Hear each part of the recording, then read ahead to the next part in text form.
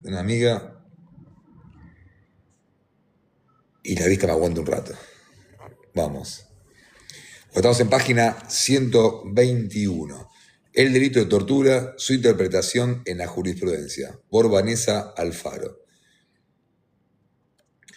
El caso que vamos a estudiar es de la Cámara Federal de Declaración Penal, la Sala Cuarta, del 10 de junio del 2019, Constantín Rubén Oscar, sobre el recurso de casación. Registro 1189. Vamos. Punto 2. Supuesto de hecho y calificación. El inicio del presente comentario versará sobre la sentencia anteriormente mencionada, apartado 1, que dispuso rechazar recurso de casación presentado por la defensa particulares y hacer lugar al formulado por el representante del Ministerio Público Fiscal. Asimismo, por mayoría, se decidió anular parcialmente la decisión impugnada, exclusivamente en cuanto al monto de las penas impuestas a Rubén Constantín, Sergio Jiménez y Pablo Andrés Jara, y a las absoluciones dispuestas a favor de Jorge Enrique Pupo y Víctor Darío Salto, cuyos fundamentos también serán comentados. Para abordar este tema, es de interés señalar las circunstancias que se tuvieron por acreditarse en la sentencia del debate, cuyos fundamentos fueron dados a conocer con fecha 18 de agosto de 2018 por el Tribunal Oral Criminal Federal número 1 de La Plata. En tal sentido, se tuvo por aprobado que por el 9 de diciembre del 2007, en horas de la noche, aproximadamente las 22 horas, integrantes del cuerpo de requisa del módulo residencial número 2 del complejo penitenciario federal 1 de Seiza, si los conozco, tienen manchitas, ¿viste? Entre ellos el encargado de la sección requisa, Sergio Hernán Jiménez, y su ayudante Pablo Andrés Jara, juntamente con el inspector de servicio a cargo de la jefatura de dicho módulo, Rubén Oscar Constantín, y su auxiliar, Pablo Ledesma, ingresaron al pabellón B de la referida unidad residencial al requerimiento del celador o encargado del pabellón, Oscar Alberto Galván, quien previamente había comunicado al referido inspector de servicio que se había originado una pelea entre Claudio David Núñez, Jean Meng-Hing y Jean Meng-Hui, eran orientales, ¿no? El tribunal tuvo por acreditado que, en ese contexto, el personal penitenciario ingresó al pabellón apeleando a varios detenidos, entre ellos Lucas Matías Mendoza y Claudio David Núñez, golpeándolos con bastones en la cabeza y distintas partes del cuerpo.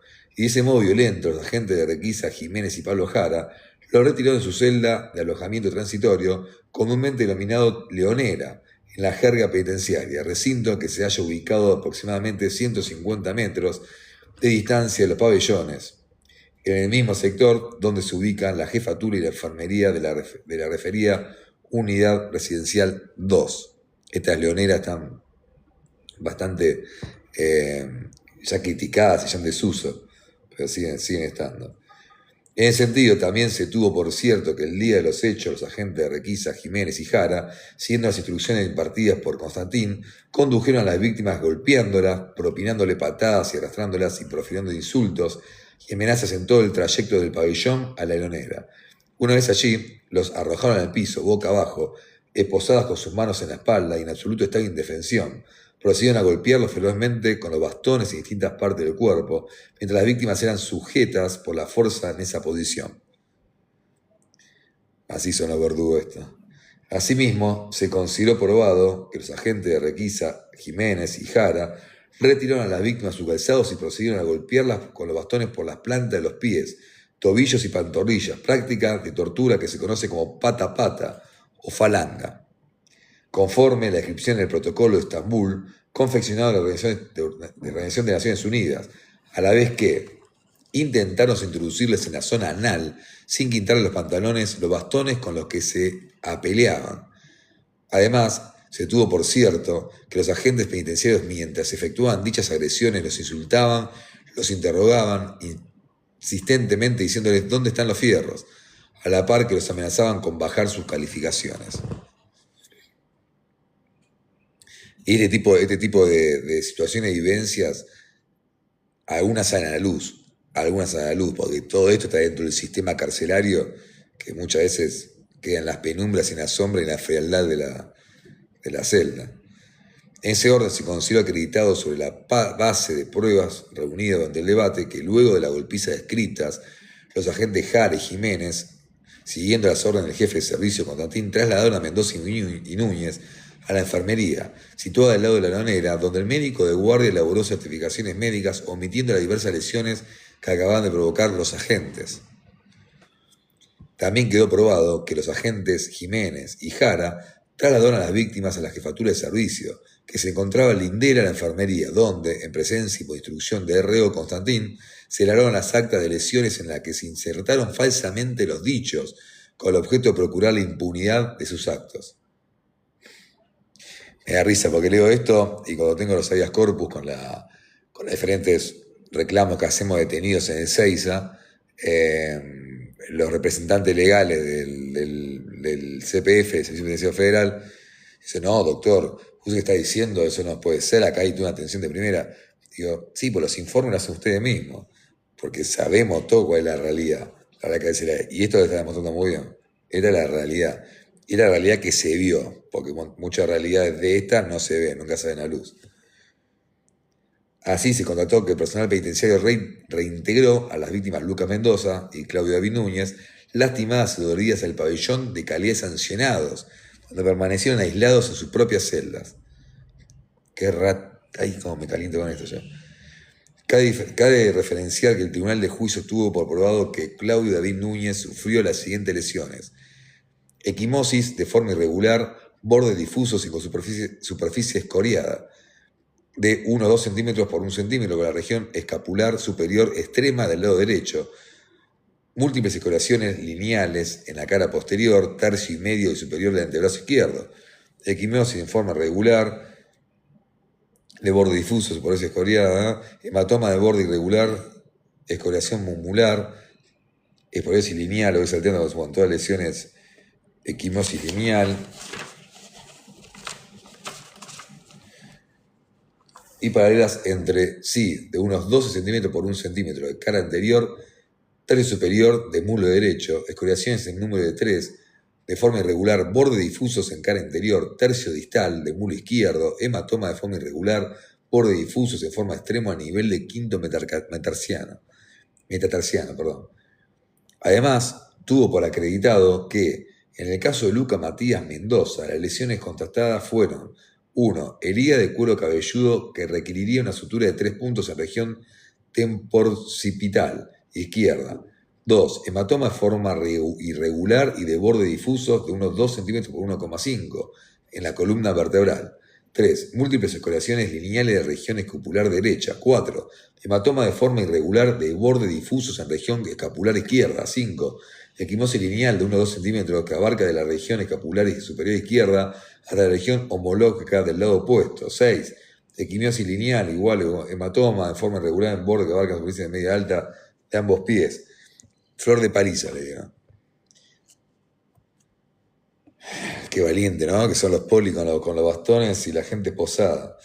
Cabe resaltar que la hipótesis de caso refería a la existencia de una pelea entre los internos como causal de la lesión sufrida por la Claudio Núñez y Lucas Mendoza, cuya defensa se ensayaron a través de sus impugnaciones, no encontró sustento en las circunstancias de la causa ni en el conjunto de la prueba rendida en el juicio, tal como fue la conclusión a la que arribaron los jueces sentenciantes. Por el contrario, se demostró que Lucas Mendoza y Claudio Núñez fueron objeto de fuertes golpes en los pies, consistentes en la práctica de falanga, como una forma típica de tortura, mientras se encontraban privados de su libertad por parte del personal penitenciario. En razón de esto, el tribunal dispuso lo siguiente: 1. Condenó a R. Constantín a la pena de 6 años de prisión y a dirección absoluta y perpetua, a decisiones legales y costa por ser coautor de delito de imposición de torturas en concurso real, en 2 hechos. 2. Condenó a Sergio Hernán Jiménez a la pena de 5 años de prisión, inhabilitación absoluta perpetua, accesorias legales y costas por ser coautor del delito de imposición de torturas. 3. Condenó a Pablo Jara a la pena de 5 años de prisión, inhabilitación absoluta y perpetua, accesorias legales y costas por delito de imposición de torturas. En disidencia votó el juez Germán Castelli. Me imagino por qué será. Por otra parte, el Tribunal de Juicio absolvió a Jorge Enrique Pupo y a Víctor Darío Salto. Los 3 problemas del caso. Dice, el análisis que se abordará siguientemente, perdón, nada que ver. El análisis que se abordará seguidamente será en torno a consideraciones que se presentaron en torno al delito de tortura, crimen de tortura, en las que además se incluyen diferentes ópticas sobre la pena aplicable. Previo a ello, en el presente es pertinente destacar que la denuncia efectuada en su oportunidad por las víctimas fue archivada, como siempre, y luego reabierta en el año 2014 en virtud de la sentencia de la Corte Americana de Derechos Humanos que se derivó en los autos Mendoza y otros contra Argentina, del 14 de mayo del 2013. En dicha resolución se condenó al Estado argentino por imposición de pena privativa de libertad perpetuas a dos jóvenes, Luca Mendoza y Claudio Núñez, quienes mientras estaban cumpliendo la pena fueron torturados por los integrantes del Servicio Penitenciario Federal. En esa oportunidad se dispuso investigar e indagar a los responsables involucrados en los actos que calificó como torturas que habían sido denunciadas por la Defensoría General de la Nación. Luego de que fueron arrojados al piso y esposados, los agentes golpearon a las víctimas con bastones de plantas en los pies, tobillos y pantorrillas. Dicha práctica de tortura, conocida como pata a pata o falanga, de acuerdo a la descripción del protocolo de Estambul confeccionado por la Organización de Naciones Unidas. A veces estaba leyendo de nuevo el mismo texto, no, me pasa que está repitiendo el párrafo. Por otra parte, de mayor abundamiento, también corresponde señalar que dicho tribunal estableció estándares internacionales que deben guiar el análisis de los jueces que intervengan en los casos de niños, niñas y adolescentes en conflicto con la ley penal, excepcionalidad de la pena, privación de libertad por el menor tiempo posible y revisión periódica de la necesidad de privación de libertad, tomando en cuenta la protección especial que merecen por su minoridad y su finalidad de reinserción social que la pena persigue. El tema a tratar, por un lado, consiste en el alcance que se dio el delito de la figura de tortura, previsto en nuestro derecho interno, el artículo 144, párrafo tercero, incisos primero y tercero del Código Penal. En tanto, los hechos fueron marcados por la calificación jurídica por el Tribunal Internacional. Y por otro, la asignación de carácter de coautor, en tanto que la figura legal se exige la participación desde la elaboración del plan criminal y su posterior realización. Además, el tratamiento de la coautoría sucesiva, dado que aquellas personas absueltas, mediante su accionar, brindaron el acuerdo necesario para ejecutar los hechos. Y finalmente, en cuanto a la imposición de la pena, si corresponde a la aplicación de la escala penal establecida en el artículo 9 de la ley 26.200, en función del previsto artículo 7, inciso F del Estatuto de Roma, a la hora de practicar su mensuración. En efecto, los interrogantes que presenta el caso podrían sintetizarse en: ¿cuál es el alcance que debe darse el término tortura? ¿Qué requisitos debe reunir? ¿Por qué no se da el caso de delito de apremios ilegales como figura subsidiaria? ¿Cuáles son los elementos típicos para asignar el carácter de coautor de ese delito? ¿Cuál es la legislación aplicable al momento de establecer el quantum de la pena? Esos cuestionamientos son los que se intentarán abordar a partir de este comentario para luego brindar una conclusión personal. En ese lineamiento se iniciará el correspondiente análisis que seguidamente comenzará a ser desarrollado. Punto 4. Extractos de los fundamentos jurídicos de la sentencia comentada. De acuerdo a lo expresado en el voto preopinante de la sentencia de causación, se observa que, en cuanto al delito de tortura, la Corte Interamericana de Derechos Humanos examinó una serie de irregularidades que perjudicaron a Mendoza y a Núñez durante el cumplimiento de las condenas, determinando que los nombrados habían sido objeto de fuertes golpes en los pies consistentes en la práctica falanga, en una forma típica de tortura infligidas internacionalmente mientras estuvieron privados de su libertad en la unidad carcelaria.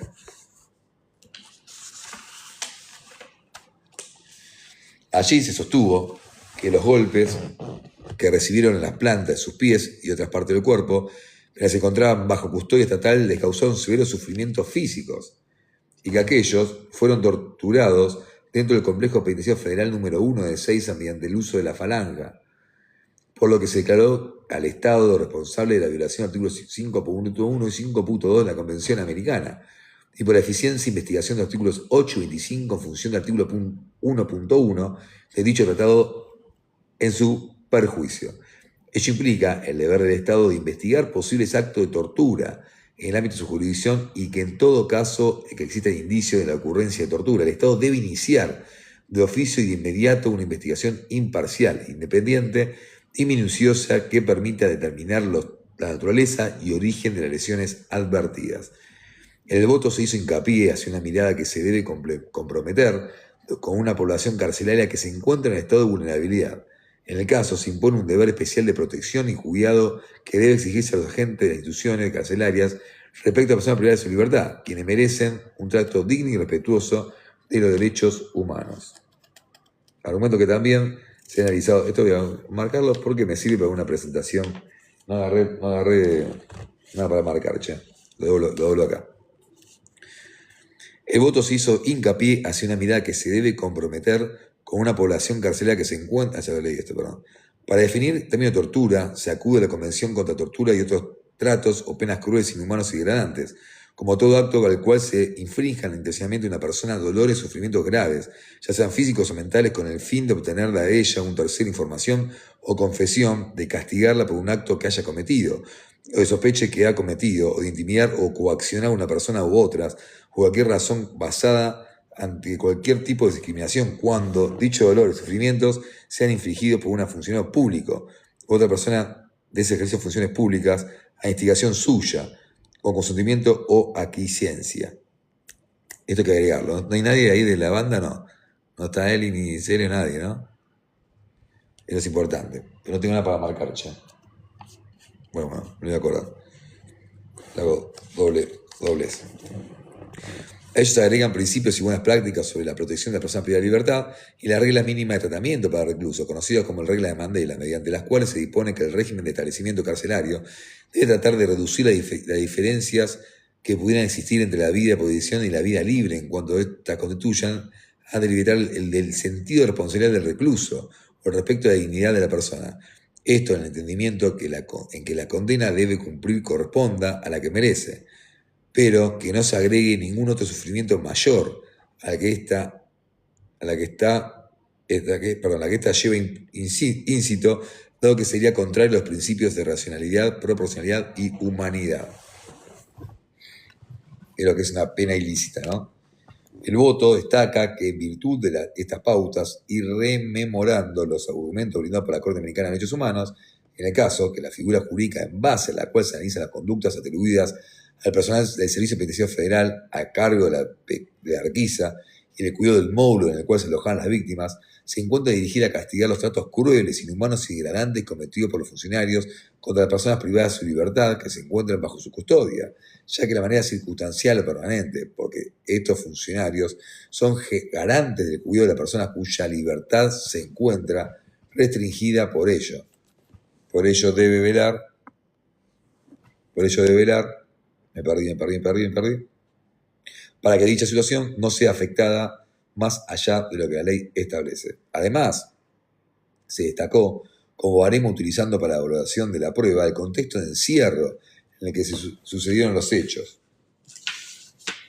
La descripción por parte de las víctimas de la Leonera como un lugar alejado y oculto utilizado por el personal penitenciario, usualmente para pegar a los internos donde fueron trasladados el día de los hechos, sin presencia de terceros que observan lo ocurrido, la habitualidad del maltrato que caracterizaba a la gente penitenciaria, la posición en la que se encontraron los damnificados mientras sean sometidos a la práctica o tortura, la convivencia con la que actúa el personal penitenciario, la sensación de miedo, amenazas sufridas con posterioridad a los hechos juzgados, al punto tal que ello implicó un resquemor para la representación de la denuncia, por lo que, luego de bastante tiempo, fueron investigados.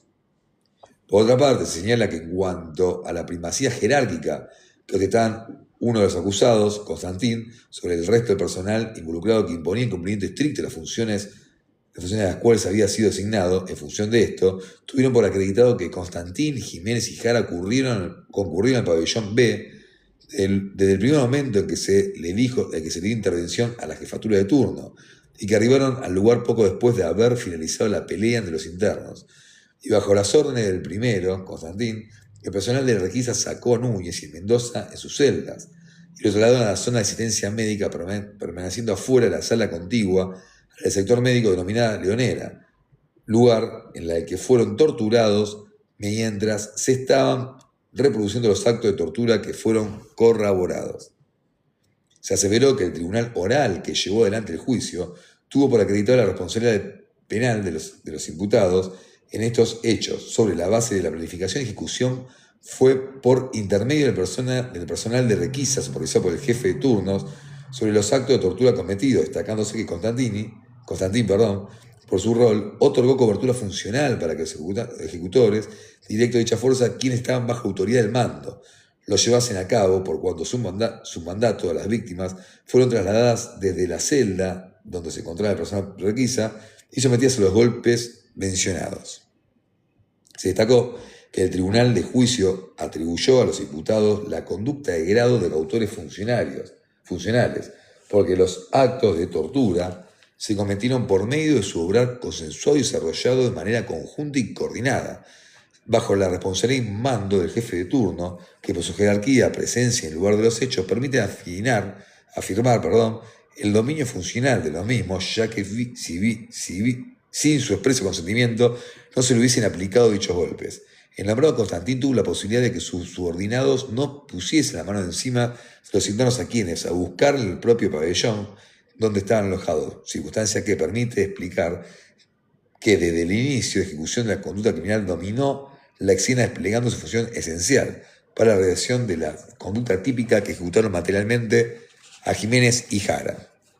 Los argumentos que se expresaron en el voto propinante respecto a la subsunción legal de los hechos que se tuvieron por acreditados fueron la grave entidad de las lesiones y las amenazas propiciadas, es decir, golpes en el cuerpo y en los pies mediante la práctica conocida como falanga, las humillaciones recibidas y el hostigamiento cruzado y la forma en la cual lo colocaron, esposados con la cabeza contra el piso y con los hombros trabados, en situación de total indefensión.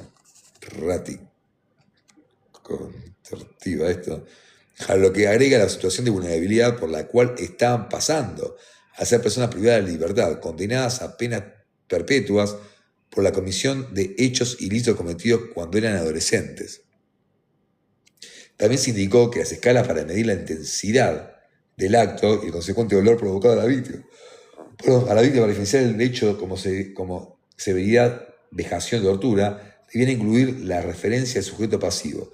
Y sostuvo que las lesiones sufridas por Núñez y Mendoza, además de haber sido graves, son como consecuencia de una práctica empleada para provocar el sufrimiento a través de golpes en las plantas de los pies, lo que se llama modo de tortura, conforme veremos más adelante. Lo hemos repetido un par de veces.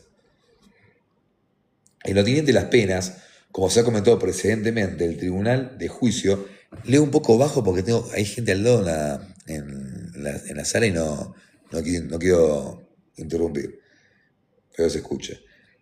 Y sostuvo que las lesiones sufridas por Núñez y Mendoza, además de haber sido graves, son como consecuencia de práctica empleada. En lo teniente las penas, como se ha mencionado precedentemente, el Tribunal de Juicio mensuró la pena sobre la base de escala penal prevista en el artículo 9 de la ley 26.200, función artículo 7, inciso F, del Estatuto de Roma, para los casos de tortura, descartando la escala penal que establece el artículo 144, párrafo tercero, incisos primero y segundo, que parte un mínimo de 3 años y de prisión y condenó a Constantín la pena de 6 años y a Jiménez y a Jara la pena de 5 años. A los dos imputados restantes, Pupo y Salto, absolvió, porque sobre las situaciones procesales de los nombrados se hará tratamiento de los apartados correspondientes. Me trago un poco, perdón. Frente a ello, en el voto de la resolución de casación que lideró el acuerdo y al que el resto de los magistrados adhirieron, se analiza entre los varios fundamentos que no era aplicable el caso de escala penal prevista en el Estatuto de Roma, en tanto dichas regulaciones responden a un régimen normativo específico y autónomo que concentra la voluntad de numerosos países que se comprometen a juzgar y sancionar determinados delitos en aquellos casos en que el Estado parte no lo hiciera. Por tanto, concluyó que la escala penal por la cual correspondió efectuar la tarea de individualización de la pena era la prevista por el artículo 144, párrafo tercero, incisos primero y tercero del Código Penal. De modo que si tomamos dicha escala, debió tenerse en cuenta entre 8 a 25 años de prisión. Esto siempre hay que tener en cuenta cuando muchas veces hay una confusión que pasa en los juicios, en los trámites, que se alegan sanciones o situaciones más violentas, más severas de la Corte Interamericana, pero que la Corte Interamericana, en los fallos tratados, lo hacen en situaciones concretas. concretas que tienen que ver o con la interpretación, que va a ser el testigo único en la Corte Americana, que no se aplica el derecho interno, como lo vimos tantas veces, o como esto que dice acá. Acá estas penas severas son cuando llegan sin la resolución de los jueces de instancia. Entonces es distinto. Bueno, punto 5, explicación y profundación. Voy a leer este punto, le voy a cortar. Que me agarró, estoy cansado. Yo tuve un día re largo, fue el primer día, la traje toda la feria, pero fue el primer día de debate, de juicio, y quedé cansado, che. Ya terminé el debate y me fui a entrenar y me volví para acá. Este punto es muy, muy largo. Vamos a leer el punto A y B y después seguimos. ¿Se queda alguien ahí? Sí. Los que se van sumando después de la lectura completa va a quedar subida en el canal de YouTube. Bueno, vamos a arrancar. Punto 5 es explicación y profundización. 1. Punto de partida, antecedentes legislativos y posición de la doctrina. Punto A1A es sobre la tortura, concepto y orígenes. También está bueno igual ver esto. Muchas veces también leer la parte histórica de los delitos tiene que ver con comprenderlo mejor. Capaz que es medio en volante o uno en la facultad quiere pasar rápido esto, porque quiere aprobar, pero es importante. Vamos, pipí. La tortura está expresamente prohibida por los instrumentos internacionales sobre derechos humanos. Es sabido que su prohibición es costumbre internacional, de cumplimiento obligatorio para todos los estados del mundo. Esa norma jus cogens. Para una mejor ilustración sobre la figura de análisis, cabe indicar que existe un compendio de documentos internacionales en los cuales se encuentra incluida.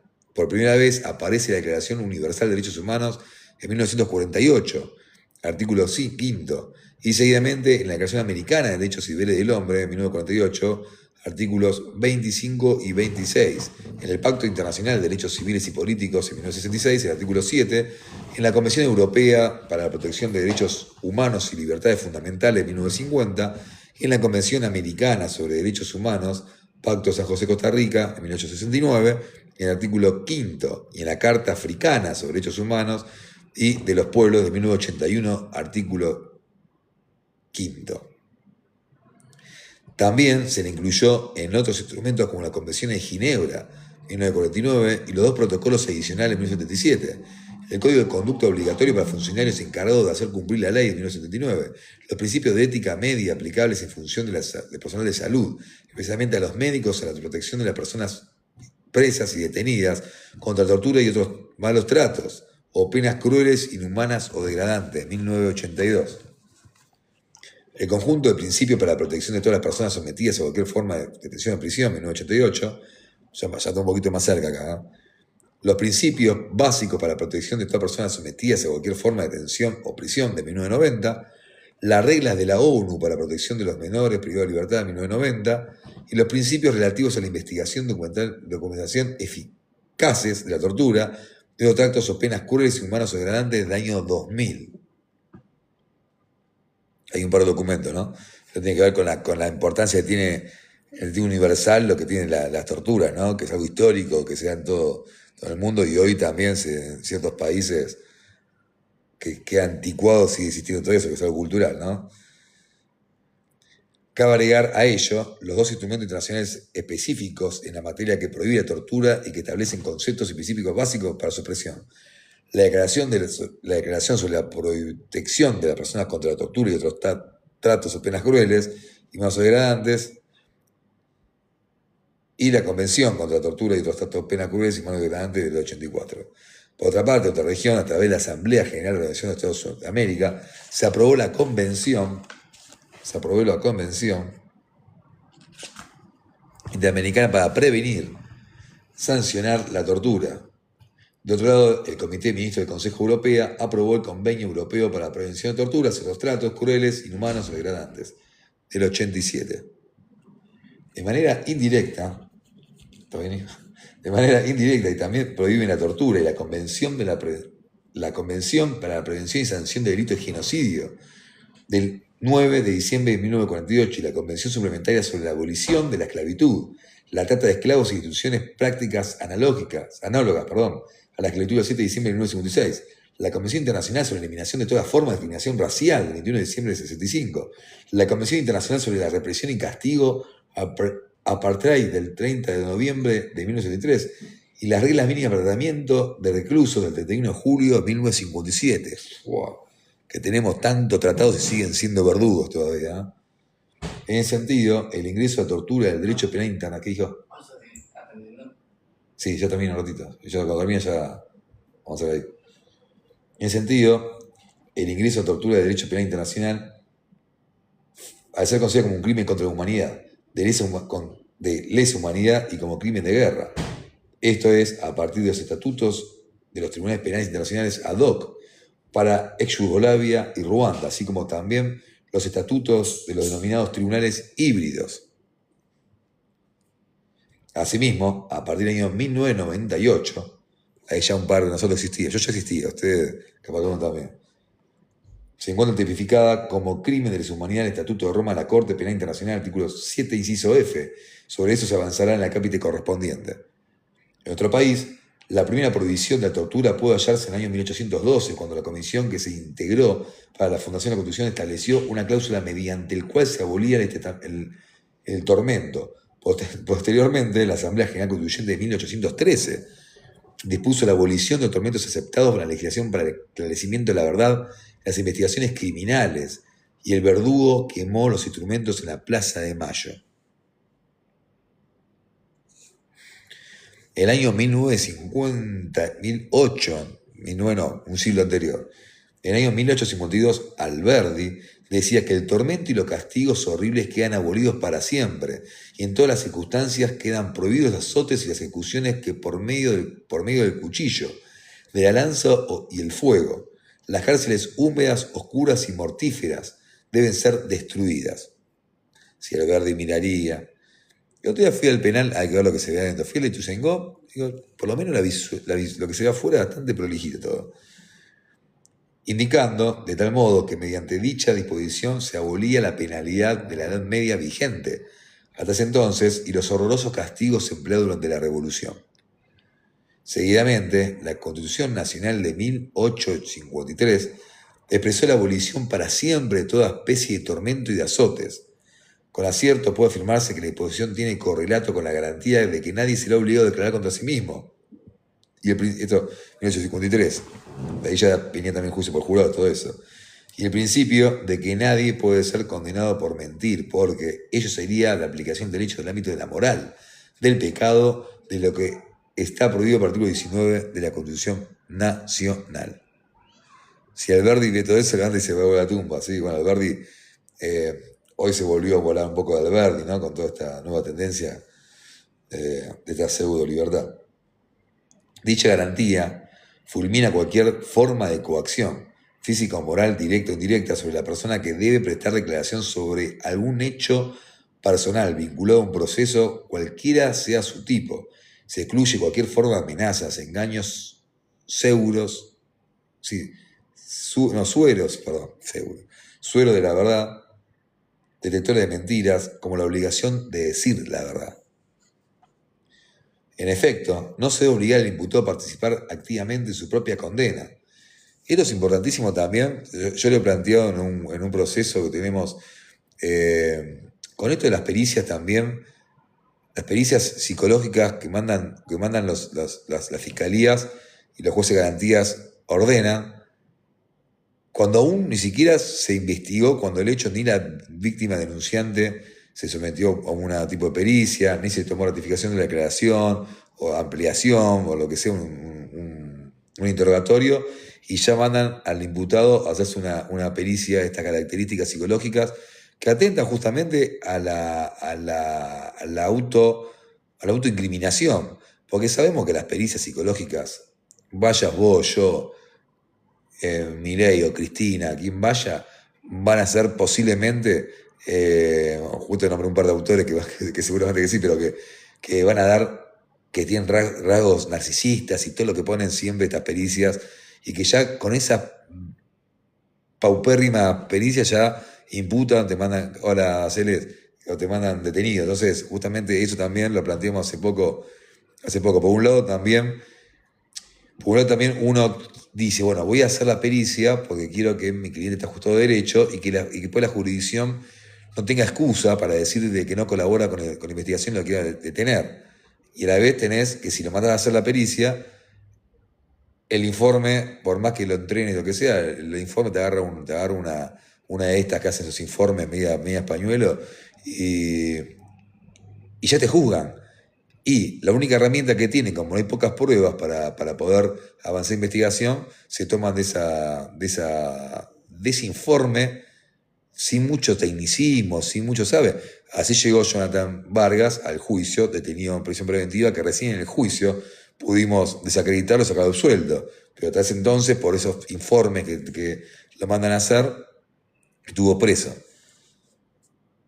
En efecto, no se debe obligar al imputado a participar activamente de su propia condena. El nombre de este fundamento proviene del latín nemo tenetur in ipsum accusare. Divino le salió. Si se impone el deber de cumplimiento, se utilizaría a la persona como medio de su propia convicción, dejando huella de su unidad humana. Esto es excelente. Aparte, 135, aparte de ello, en el caso de su negativa, el cumplimiento tendrá que verse afectado, aunque fuera por medios más suaves. Lo que está en YouTube, cuando leía en YouTube, que yo en YouTube veía el tiempo que iba grabando y podía marcar los tiempos, y después yo le hacía de cuenta, esta cita me sirve mucho porque es 136. Ya lo presenté el escrito igual, pero lo voy a ampliar. No se puede eliminar la sospecha de que el encausado solo testificó para escapar de su sufrimiento, pero no para hacer cumplir la verdad y el deber de medios obligatorios. Según la experiencia y la historia, esto conduce inevitablemente a la tortura, porque esta tortura, este tipo de práctica, también, si me voy muy...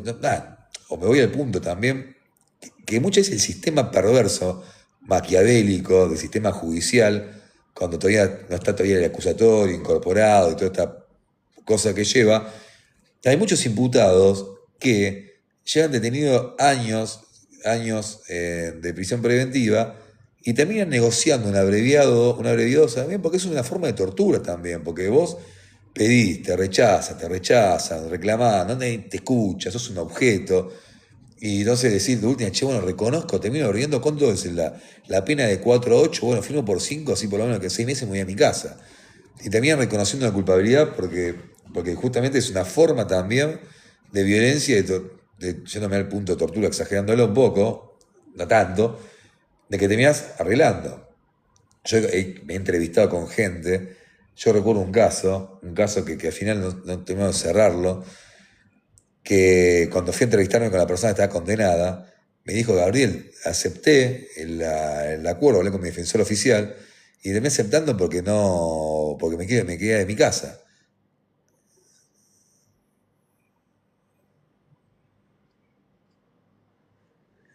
Un caso de eso no fue el del médico, que sus hijos lo denunciaron bajo presión, que le estaba... Sí, del médico, no me acuerdo el nombre, Pablo... Sí, bueno, ese caso como el médico ese, hay un pelo despeinado. Hay un montón de casos así que tenían de conocimiento, de que más a veces uno tenés que setearlo. Yo con Johnny fue un tema de charla también, porque además de eso, además de estar seguro para ir a juicio, que tenemos la verdad, en el momento yo también, cuando empecé a charlar con el fiscal y me iba, el quantum de la pena la bajó, me sacó un agravante, y lo llegué a charlar también con Johnny. Le digo, che, Johnny, mira, yo quiero ir a juicio y estoy re seguro que vamos a ir por la verdad y tu inocencia. Pero están ofreciendo esto. Si aceptamos esto, nos vamos con la condena, con una pulsera a tu casa. Es una posibilidad que hay que charlarla también.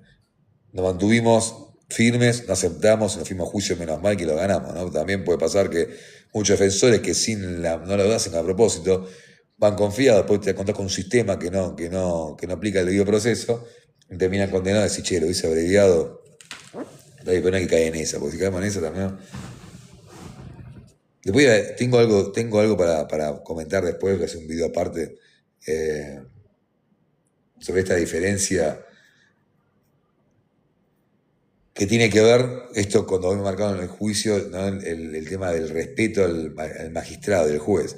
Y esta forma también de que tanto esa frase que dice que los magistrados, que los abogados tenemos el mismo trato que los magistrados, el mismo respeto y trato, no es un dicho, porque está bien reconocer que el juez Obviamente que el juez tiene la investidura y es el director de la orquesta del juicio y se le debe un respeto por su investidura.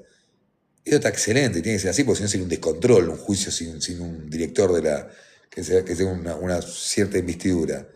Esa cierta investidura no significa bajo ningún punto tener la autoridad para poder subestimar, ni hacer gestos, ni mostrar un grado de parcialidad. Porque si mostrás un grado de parcialidad, ya perdés el juez natural, ya pierde la esencia para poder juzgar. Entonces, no hay que diferenciar el respeto con la igualdad. Son cosas diferentes. Entonces yo voy a respetar a rajatabla a la figura del juez y también el policía, y también el policía que está cuidando de la cosa, y el de limpieza voy a respetar. A todos por igual voy a respetar. Y a cada uno con su responsabilidad. Al juez con el tema del director, pero no que eso signifique avasallar ningún tipo de derecho ni acallarla en una defensa. Son cosas diferentes que hay que saber diferenciarlo, porque si no, bajo el lema de el respeto al juez, se tienen que permitir ciertas cuestiones. No es eso. Y los defensores también somos vigiladores del debido proceso. Sigamos. Finalmente, nuestro Código Penal incorporó la punición de los tormentos a través de la Ley 14.616 y como figuras agravantes la condición de perseguido político y la muerte de persona torturada. En la modificación del año 1958 se preveía que podían ser autores los funcionarios públicos que tenían la guarda de la persona privada de su libertad, que podría ser transitoria. Posteriormente se reformó el artículo 144, párrafo tercero, e introdujo los artículos 144, párrafos cuarto y quinto. Finalmente, retomando la cita de los instrumentos internacionales antes descritos, con la reforma constitucional de 1994, la prohibición de la tortura deriva del artículo 18 y de incorporación del artículo 75 inciso 22 de los pactos internacionales que la prohíben, lo que ya fueron citados más arriba precedentemente. Bien. Punto B. Conceptualización. ¿Cómo vamos con el tiempo? ¿Tengo el tema? Si no es muy largo punto B, lo leo. Si no, me tomo un recrédito. Me parece que es largo.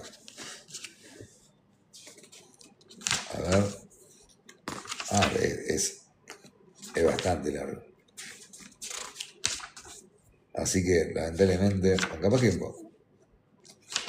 pero es el libro entero que hace el punto este que sigue. No, punto C son, y 136 son casi 20 páginas. Vamos a leer el comienzo hasta un párrafo y después lo dejamos. Son 41 menos 10 cortos. B. Conceptualización, bienes jurídicos, requisitos que exige la figura penal. El tema es que el concepto de tortura no es claro ni unívoco, y ello lleva a que los países legislen de modo diverso y que los organismos y tribunales califiquen o no ciertos hechos como tortura, con un criterio unánime. Ya estoy por criticar antes de leer. Sobre esta observación, la profesora Barbero, fue docente mía en la UBA, la profesora Barbero, entiende que si no unifican los criterios es difícil perseguir la práctica y erradicarla para poder determinar lo que está prohibido de modo absoluto o no. Lo que hicieron la lectura anterior, lo que no pueden seguir está en YouTube, que está la lectura 1, 2 y 3, es la cuarta, y hemos hablado justamente de otros fallos que tratan todo esto. La explicación que brinda el especialista es que no hay en el texto definición de lo que constituye gravedad suficiente en un sufrimiento. Se ha intentado distinguir grado de gravedad calificando como tortura aquellos sufrimientos de gravedad manifiesta donde el acto atentatorio de la dignidad haya pasado cierto umbral de intensidad. La jurisprudencia nacional e internacional coincide en exigir la gravedad en el sufrimiento causado por la tortura. Este requisito surge de la Convención contra la Tortura y otros tratos de penas crueles, inhumanos y ordenantes de la ONU, aunque fue omitido en el texto de la Convención Interamericana para prevenir y sancionar la tortura de la OEA. La jurisprudencia de la Corte Americana de Derechos Humanos ha considerado que la gravedad que debe contener el sufrimiento, introducida como elemento del tipo objetivo, debe encontrarse acreditada para que se configure la tipicidad de la conducta y que la medida de ultraje debe ser graduada en cada situación de forma prudente y objetiva, teniéndose en cuenta una consideración igualitaria de las personas, complementada por la especial valoración de sus rasgos individuales. Algo que me pasa en la lectura, cuando sé que voy a terminar, me pongo ansioso y me empiezo a trabar. Así que vamos a relajarnos, me quedan unos minutos, respiramos profundo, me tomo un traguito de agua, ahí vengo.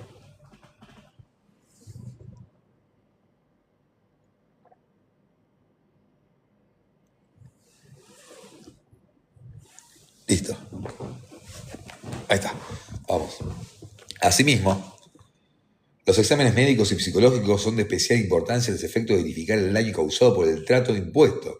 Intensidad, la experticia deberá ser exhaustiva, complementada mediante fotografías, radiografías y otros estudios médicos, practicada con la mayor antelación posible y por personal ajeno al lugar de alojamiento en que las personas estuvieran alojadas.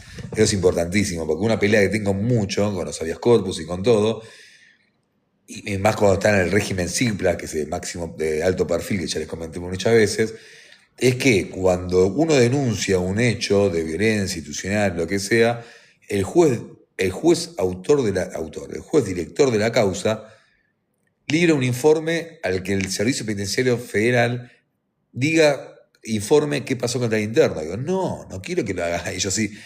Ellos son justamente los que están haciendo todo esto. Entonces, esa es la lucha que tenemos contra el CIPLAR, ¿no? Demostrar que los jueces no pierdan la competencia ni la jurisdicción que tienen que tener con los detenidos. Por eso como que le da toda la dirección de CIPLAR la lleva la coordinación del penal. Perdón, Facu, me meto en la charla. Yo la hice en 4 también, la carrera. Yo la hice en 4 años, la carrera de grado. La hice en 4 años, concurso de verano incluido. Después, sí, la carrera de 6 años, pero se puede hacer en 4 años. Cuando de acuerdo establecido por la Declaración Universal de Derechos Humanos, la dignidad es la base y la esencia de la persona humana.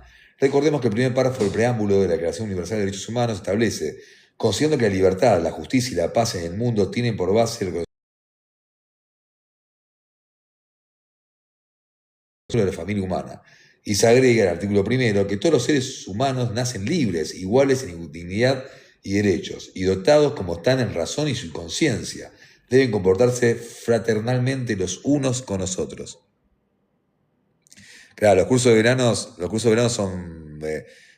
Igual la carrera estaba puesta en 4 años, pero la verdad que como yo laburé y todo, se me costaba. Los últimos 2 años metí dos materias, ponele, en verano. Entonces, tenés unas días de vacaciones, tenés 2 semanas de vacaciones igual, pero te la pasás cursando todo el verano.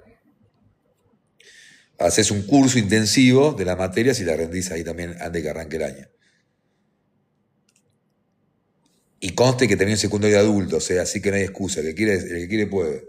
Dice secundario de adulto a distancia, pedorro, que no sé cómo llega a la facultad, mira. En consonancia con ello, Barbero señala que el reconocimiento de la dignidad en la persona de nacimiento, otra vez que me traba la lengua esta. En consonancia con ello, Barbero señala que el reconocimiento de la dignidad de la persona da nacimiento al reconocimiento de los restantes derechos humanos. Bajo dicha postura conceptual, el atentado contra la dignidad es más grave que el atentado contra cualquier u otro bien, porque se podría estipular que la dignidad es más valiosa que la vida humana. Si no hay dignidad, la vida deviene abstracta. A partir del reconocimiento de la dignidad de la persona nacen todos los hechos, los derechos humanos que deriva de la personalidad. Que bueno estaría leer y que te quede todo incorporado en la mente, ¿no? Que mañana escriba y me salga todo esto así. Y la diferencia, a mí me pasa, a ver, Facu, no tiene nada que ver, nada más, la facultad que cuesta 4 años, yo tengo una, tal cual. A mí me pasa, porque laburo y tengo una familia, me complica. Sí, está bien, Pipi, a ver, cada uno, el tiempo es el tiempo, lo que quiere cada uno.